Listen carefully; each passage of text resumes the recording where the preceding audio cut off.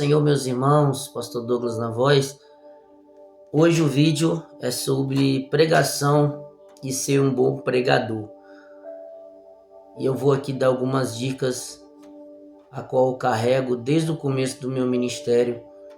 Muitas pessoas têm pedido esse vídeo já tem um tempo, essas dicas aí para ministrar a palavra, para estar nos altares e para levar algum bom conteúdo, né? Aqui vai algumas dicas, mas antes de eu falar as dicas aqui que é o que eu carrego no meu ministério há 10 anos de pregação, é que o pregador ele tem que estar informado e formado.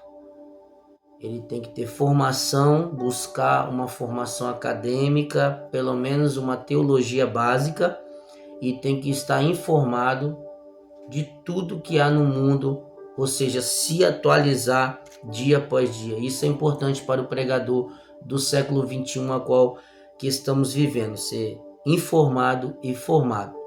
Outra dica aqui que é primordial na vida de quem ministra a palavra é a dependência do Espírito Santo. Por mais que temos uma formação acadêmica grande, ou vamos possuir ainda conhecimentos maiores, a dependência do Espírito Santo é prioridade na vida de quem vai liberar a palavra do altar ou de algum lugar que for transmitido a palavra de Deus. E tem que ter, através dessa dependência do Espírito Santo, ele tem que ter os frutos do Espírito e também o poder do Espírito. Os frutos é o que está dentro de nós. Como aceitamos o Senhor, nós somos selados. Automaticamente, nós vamos ter esse fruto no decorrer do nosso ministério, que está lá em Gálatas 5:22, e do poder que vem do alto, que são os dons espirituais, que todo pregador tem que ter em seu ministério. Todo mundo sabe que eu sou pentecostal clássico e acredito e sou continuista e não sensacionalista. Eu acredito que os dons ainda existem e é uma arma na mão do pregador. É um essencial na vida do pregador ter esses dons junto com a palavra. A palavra é primordial, não tem nada a questionar, e a consequência da palavra vem os dons. Amém? A primeira coisa que devemos ter em mente é que o pregador ele tem que ler, explicar e aplicar. Ele tem que ter uma boa leitura do texto, ele tem que explicar o texto para quem está ouvindo entender, e ele tem que aplicar aquele texto que ele explicou e ele leu. Outra dica é que o pregador tem em mente que temos 3 formas de aplicar um texto, de falar o texto na igreja, em algum lugar que a gente expressar a palavra, que é o textual, que a gente vai trabalhar somente com o texto lido, o temático, um tema, vai ser te dado um tema, principalmente em campanha, você vai trabalhar aquele tema, não vai sair fora dele, somente aquele tema. Se for de amor, somente o tema amor, usando referências bíblicas, mas nunca saindo do tema amor. E terceiro, o expositivo, que é o mais pregado, que é o corpo geral da pregação, usando várias formas de trabalhar o texto, expondo ele de maneira completa e objetiva. Outra dica, que a pregador, ele tem começo, meio e fim. Outra dica importante para você montar o esboço, tenha sempre um caderno em mãos, para você fazer o seu esboço, ou um tablet, né? Recentemente eu ganhei esse tablet aqui da minha esposa, graças a Deus, louvado seja o Senhor na vida dela, tem me ajudado muito o tablet, ou seja, para vocês fazer o seu esboço. O esboço ele tem que ter uma introdução e o tópico 1, tópico 2, tópico 3, aquilo que você vê necessário falar dos tópicos, mas precisa primeiramente ter uma introdução, né, para você entrar no começo, ter um meio e ter um fim, para você montar o sermão, o corpo do sermão chamado esboço, para você não se perder na hora ali, porque a nossa mente ela capta o máximo 2 horas de estudo. Passando disso, nossa mente não consegue capacitar 100% daquilo que a gente ouve, daquilo que a gente aprende. Tá bom, irmãos? Não confie em sua mente. Anote, porque isso é bom para o pregador. Tendo um tablet, tendo um caderno, tendo um rascunho, aquilo que você achar de melhor, ou iPad, né? Os pregadores têm crescido muito nessa área, evoluindo, né? Em questão de anotações, temos que anotar aquilo que é chamativo no texto, aquilo que você vai ver que a plateia que está te ouvindo vai se posicionar em te ouvir, vai chamar a atenção dela, entendeu? Lembrando que a gente temos que trazer coisas novas, não coisas repetitivas, mas coisas novas para quem o público que está te assistindo atrair pela forma que você fala. Outra coisa, lá em Hebreus 4:12 vai dizer que a espada tem 2 gumes, né? E essa espada ela tem 2 gumes, ou seja, um gume é explicação, né? Que você vai ali explicar o texto. O segundo é a aplicação, que você vai, né, o primeiro gume ali é a interpretação, né, que você vai explicar o texto para quem está te ouvindo, porque o segundo gume é a aplicação, ou seja, você vai aplicar aquilo que você interpretou. Se você interpretou o texto de forma errada, você vai aplicar de forma errada. Se você explicar de forma errada, você vai aplicar de forma errada. Então temos que tomar bastante cuidado, porque a palavra do Senhor é como espada. Então a gente temos que tomar cuidado em aplicá-la diante de uma boa interpretação. Outra dica que eu dou para os irmãos, tem uma teologia básica, busque o conhecimento. Lá em Pedro vai dizer assim, que crescei na graça e no conhecimento. Então a gente temos que crescer, ter maturidade, buscar o conhecimento, e a sabedoria, a graça, ela vem de cima, Deus vai dar.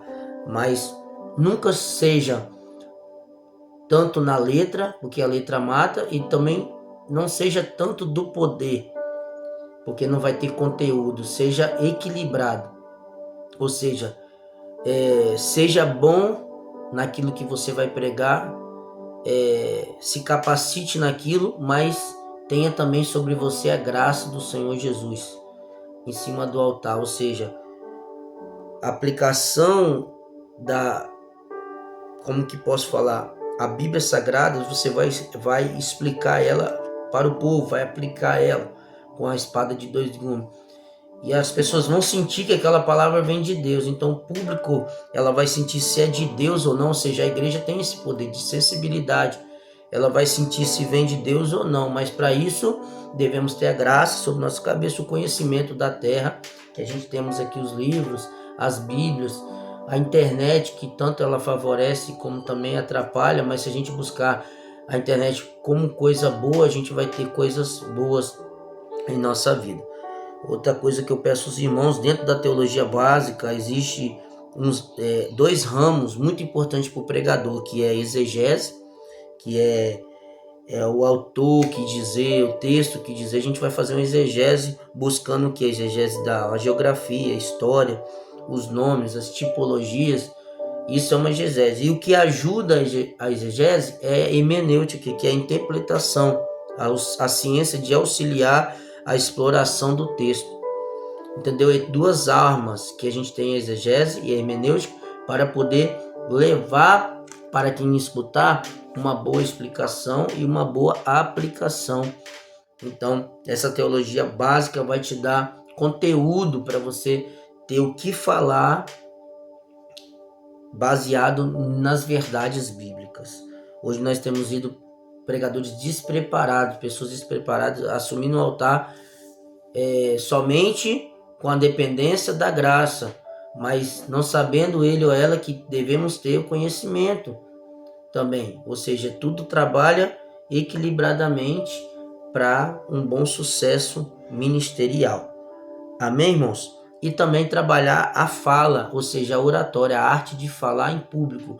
A gente devemos ter essa boa leitura para isso, para poder saber se produzir quando apresentarmos para alguém.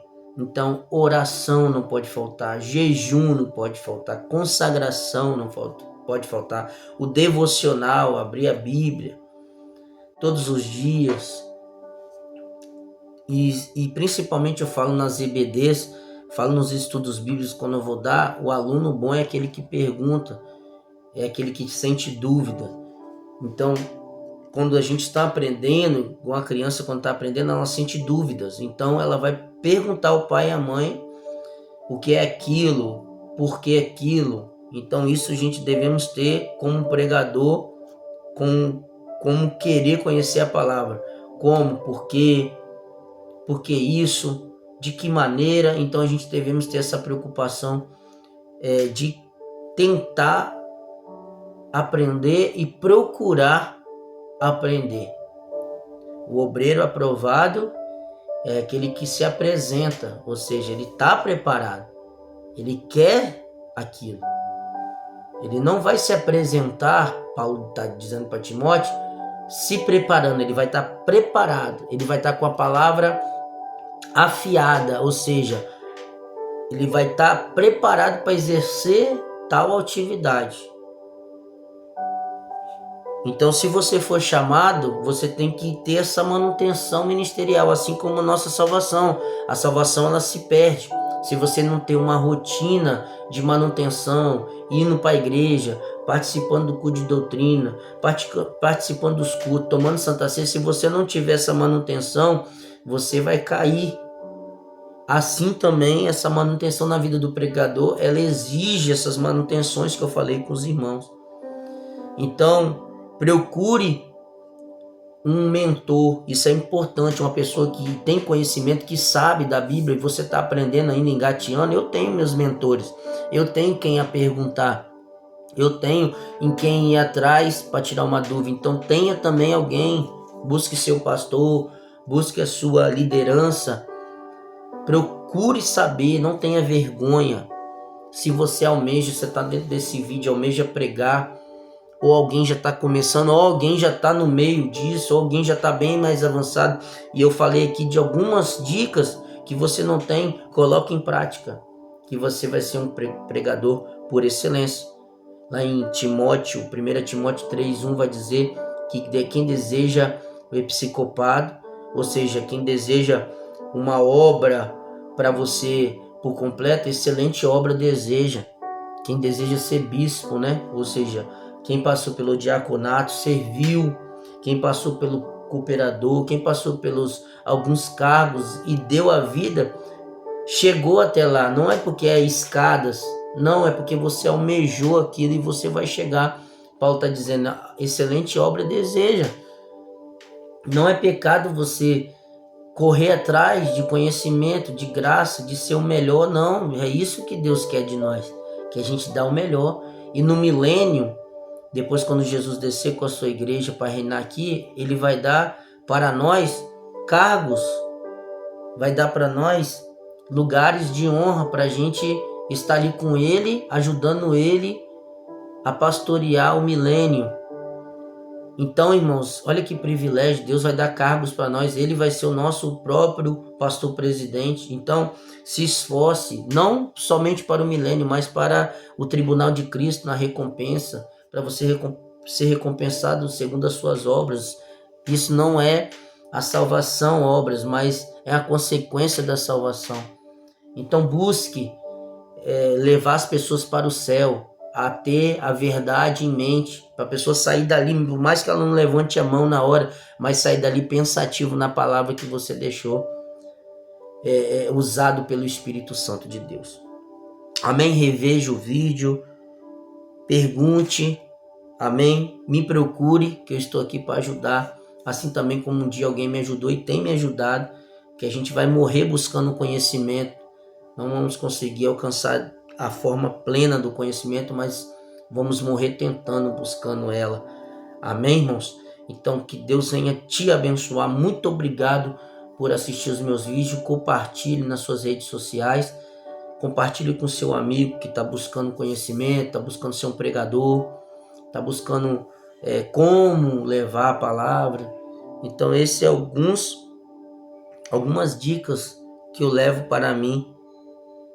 Desde o começo do meu ministério, eu tenho tentado levar essas dicas de pessoas que deixaram para mim.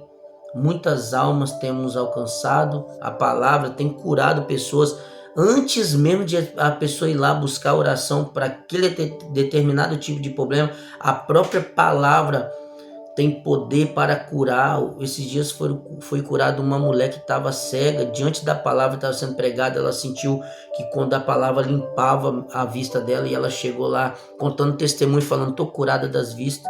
Esse é o poder da palavra, por isso que eu não abro mão da pregação da palavra. Muitos pastores irresponsáveis falam, trabalha com revelação, o povo gosta disso, mas esquecendo eles, não estou desmerecendo porque eu também trabalho, mas a prioridade é a palavra, que é a maior revelação bíblica. A palavra ainda cura, liberta, salva, restaura, restitui, regenera. A palavra tem poder, irmãos, de expulsar demônios, legiões, de repreender todo tipo de feitiço, de macumbaria. A palavra tem poder. E a Bíblia diz, o próprio Jesus diz, ai daquele que tirar um tio, uma vírgula.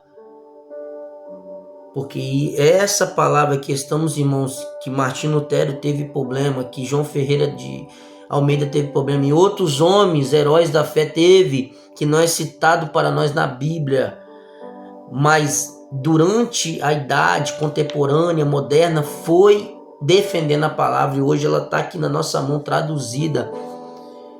Então, irmãos, pessoas pagaram o preço para a palavra estar aqui nas nossas mãos hoje. Países que não têm liberdade mais de estar mais professando a sua fé, não tem mais poder sobre a Bíblia. E hoje, nós brasileiros temos ainda a condição de ter uma leitura bíblica, de ter uma Bíblia na nossa despensa, na nossa mesa, e às vezes a gente deixa fechado, com óculos, com contas, esquece ali, aberta em qualquer versículo, lembrando que nós não vivemos por sorte, nós vivemos por fé.